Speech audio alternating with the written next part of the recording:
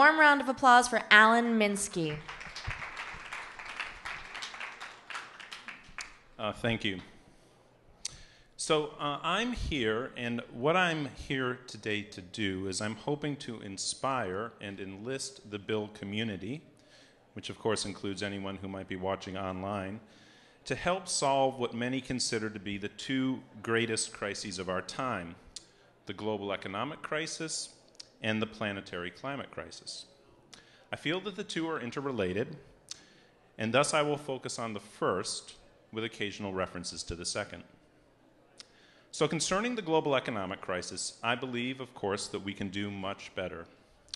And I think to do so, it is healthy to break the mold and, much as the great Enlightenment era moral philosophers, contemplate a model contemporary society, albeit one that could realistically be an outgrowth from where we are now.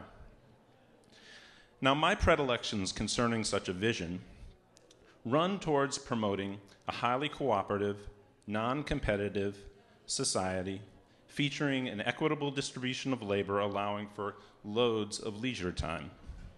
But I understand that that is going to be too far afield and will get dismissed as utopian.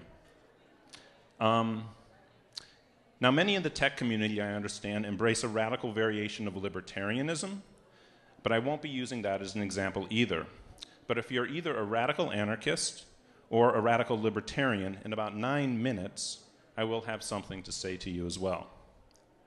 But I'm citing those two examples just so that we can see that there are radical variations on visions for a different society, and that they're not unpopular visions, and that they stand in radical marked contrast to what we have currently, which I'd argue is a hybrid of neoclassical, think Milton Friedman, and Keynesianism that dominates global macroeconomic policy and utilizes big government to seek stability in a system where the welfare and interests of powerful private institutions, multinational corporations, and in recent decades, most notably finance capital institutions, the needs of those institutions and their welfare is prioritized. So the alternative macroeconomic and social vision for a better society that I'm going to foreground today, given our society's technological, industrial, and agricultural productivity and wealth, plus a begrudging acceptance on my part that most people in the world these days seem inspired by the prospect dream of succeeding in the marketplace. So what I'm going to propose is an organization of the society which would achieve a no poverty, no unemployment, highly incentivized economy. Okay, in economic models in the societies we live in, to achieve a no poverty, no unemployment, highly incentivized economy is probably a vision that would, if it could be implemented, would be wildly more popular than the political and economic model that we have in the world today. If such a set of political policy proposals could even be proposed in anything like a political formation that would get media, it would currently sweep the elections in Greece, Italy, Spain, Portugal, and Ireland, the countries that are on the periphery in Europe and that are in the current crisis, really feeling the brunt of the global economic crisis. So how do we get there? How do we get to where we can put forward a public policy position that says no poverty, no unemployment, and a highly incentivized economy? That's, of course, the multi-trillion-dollar question. Again, speculating that if people had such a policy option geopolitically, it would be wildly popular. Well, I'm going to lay off on how we get there for now and stay focused a little while longer on the ends and not the means.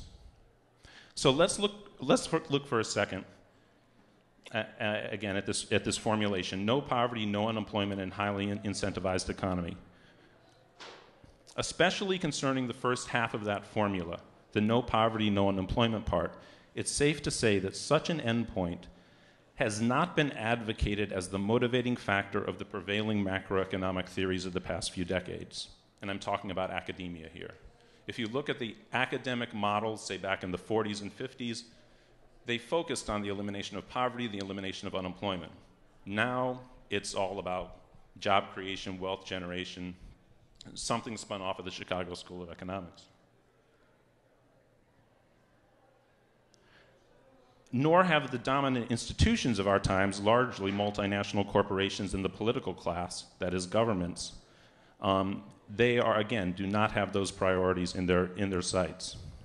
Both of these groupings, economics departments and the political elites, have largely operated with a paradigm derived from the Chicago School of Economics that posits the fiction of self-regulating markets. And it's a fiction, of course, because in fact, governments, basically governments have served and bailed out private institutions that have failed. And what have they generated? They've generated a global economic crisis on the very terms defined by the Financial Times and the Wall Street Journal. And they've also led to a massive and grotesque disparity of wealth, which has led to severe political crises, which has infuriated large portions of the world's population, as you see with the Occupy movement, the demonstrations in Greece, and the 99%. It should be added that the Chicago School model of global neoliberalism and the Washington Consensus have also been the engine that have fueled human-generated climate change and global warming, pushing human and non-human species in the direction of extinction, which also betrays that the current orthodoxy has major problems with incentivizing innovation as well. To summarize, current economic orthodoxy fails to prioritize job creation, is fine with mass poverty, has flaws in terms of creating incentives, has generated mass dissatisfaction across the globe, and is copacetic with global warming. The two combined crises have produced a profound ennui about the immediate future of humanity, an ennui greatly exacerbated by the reality that alternate economic models, ones that produce ends much more favorable to humanity and the planet, are utterly unable to gain significant traction. Paul Krugman, Joseph Stiglitz, Slavoj Žižek, Lady Gaga, whoever you like, can put forward sublime models for the economy, but they will simply not get a hearing. Okay, so why is this? First of all, because there's a complete absence of political will within the wealthy nations to implement such models, and there is no possibility of developing a consensus among academic economists that a new model, a non-Friedmanite model, a model that achieves no poverty, no unemployment, and highly incentivized economy can be pursued, in large part because a critical mass of academic economists are funded by the same interests that fund the political class. So there's no hope. Well, maybe not.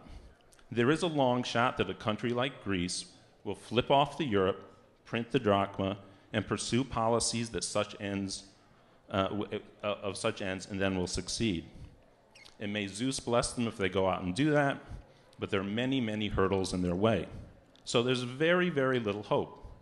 The economy will be stagnating for the foreseeable future, with the planet melting and pepper spray sales skyrocketing for the municipal police. However, I believe there is something else that can be done, and this is why I come to the BIL conference.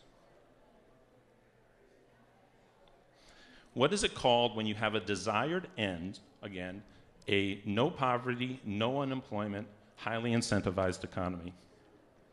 But it's unclear how you get to that end.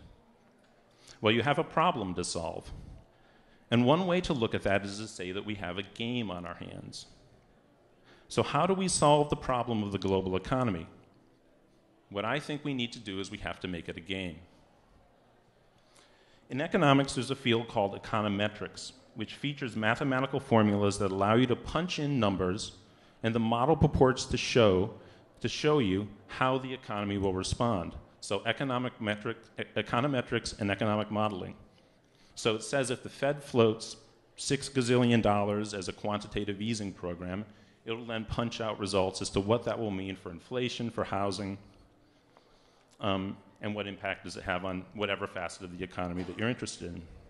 Of course, most of this modeling work is taking place firmly inside a neoclassical paradigm, including its widely unrealistic given that humans are rational economic actors. Some of the economic modeling these days is slightly more emotionally mature, but they mostly operate in the straitjacket of the neoclassical presuppositions.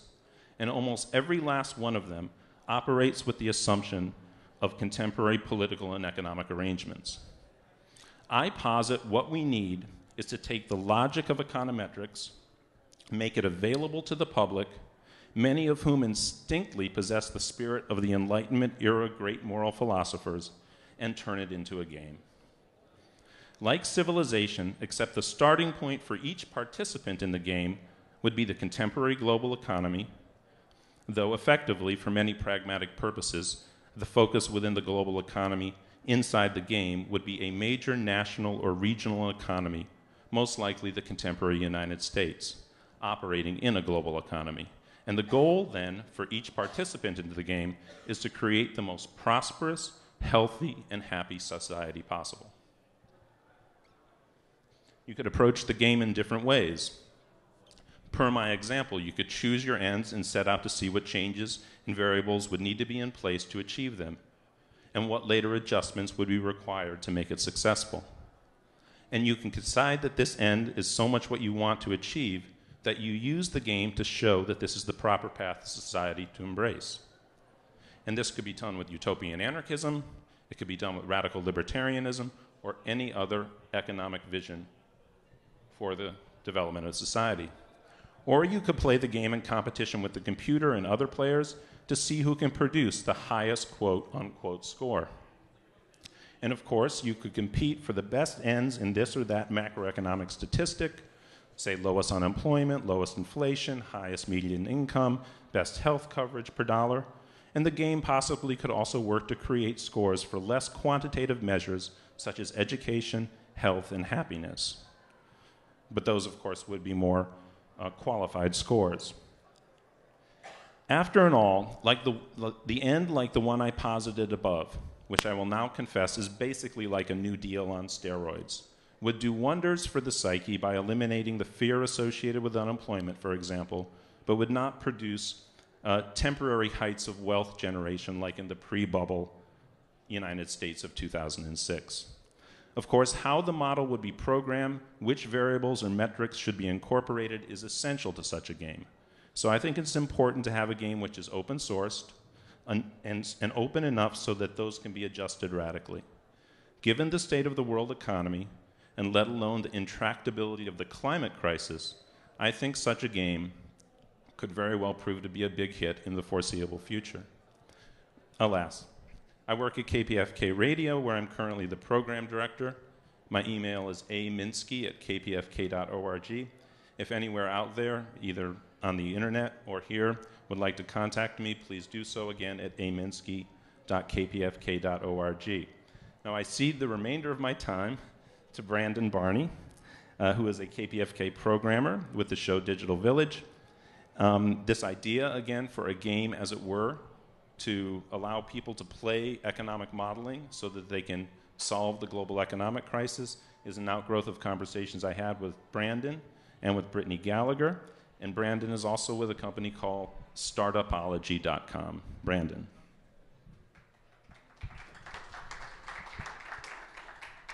Okay, so Alan and I and Brittany have had a number of conversations over the past, I guess it's about a year and a half now, where our conversations have been, how do we figure out a way to solve for some of these very serious moral and economic problems that our society faces, given the political environment and the level of financial and economic ignorance that we're operating in. And we think that a game is the ideal mechanism to achieve that. Last year at BIL, I met people like Reichardt and Simone, and through them, many other members of the BIL community. And during this past year, and even at BIL this year, we have been assembling sort of a team of sorts of people who are working on various components of such a game. People like Alex Peak, for example, who through the Unity engine has developed a game to teach children how to program by creating a game. And people like Game Desk, Lucian at Game Desk, who's working with New Road School in Santa Monica to create a school of the future where children learn by actually doing. And so our program for Startupology as it exists right now is a pool of intellectual property and research that we've assembled on how to essentially build a coalition of schools and build a coalition of unemployed people, veterans, and retirees, and organize them in an open source, transparent framework to achieve economic goals like full employment, to achieve anti-poverty, or the elimination of poverty, and the full host of macroeconomic indicators, and even indicators like Alan mentioned that are not part of the normal, or at least the American economic discourse, like maybe a gross happiness quotient or a GHP, since I think the real goal of any economic system or any political system ought to be human happiness as opposed to just numbers on a screen. And so this project is, while it is incredibly difficult, and it does require a whole host of new ways of thinking and new ways of sort of synthesizing economic information and economic variables in a way that if you were to go home and you're on Facebook or you're on your Xbox, you can literally play a game and participate in the effort in your community competitively against other people in other communities to reduce or eliminate poverty and to essentially employ everyone in your community who wants to work is a big challenge. I can say that I've never been more confident than I have been today. And each day I get more and more confident because what most people in the sort of political and economic environment don't understand is that we do live in a world of abundance. We can live in a world where no one goes hungry or no one who wants to do something to help their community or improve the area where they live has to languish going from one sort of job fair to another job fair. A better sort of model and a better way is completely achievable with technology that exists today. I look forward to interviewing Peter Diamandis of the X Prize Foundation about his new book, Abundance, where he essentially makes the same argument that the future that we want to create is achievable. All the technology has already been developed. People just need to go out and do it. And our vision is to enlist all of the unemployed people, all of the veterans, all of the retirees, all of the high school students or college students in a framework where they can compete with one another while cooperating with one another to eliminate. So the goal of the game for this year is to eliminate poverty. By setting that bar, we believe that we can inspire the kind of human creativity that put a man on the moon, or put a man on the moon, exactly. We think that that is the framework, the game framework. It's completely achievable, and that's what we're doing. Whether or not, if everyone here under the sound of my voice on the internet chose to ignore everything that they've heard, we will not stop, and we will continue to achieve this goal because we think that it's a moral duty, as far as I'm concerned. I was raised in a sort of an environment where I felt that it was my personal responsibility to do the best that I could. I know that Alan was raised in a similar environment, Brittany, and we're proud to say that most of the people we've talked to in the BIL community are, and in other communities, in America, and particularly here in California, feel the same way. So if you want to get involved, you can do Minsky at kpfk.org, you can do Brandon at startupology.com, and I can assure you, you will hear more about our initiative. This is the first time we sort of chatted about it in public, but our plan has been to sort of wait for the Republican debates to sort of wind down, and then when there's one Republican faced off against one Democrat debating how do we create jobs, should we reduce taxes on this group of rich people or raise taxes slightly on this group, I think the best way to create jobs is to challenge every American, nay I say every person in the world, to create jobs by accomplishing, or eliminating poverty, or create jobs by maybe converting every home in America into a power plant and a food production plant. This is not my idea. This is what the European Union and the Germans are doing. The Germans have decided as of 2008 to create to retrofit every building in Germany into a power plant and then connect them all in an energy internet to solve for global warming and also to address some of the long-term power issues. So our model, our open source framework, our game to eliminate poverty and stimulate economic growth will pull in all of the work that's done at every think tank and every institute in every country around the world and make that information easy and accessible to every person who wants to take an active role in solving these problems. Do you have any questions? I'm here. Going once. Awesome.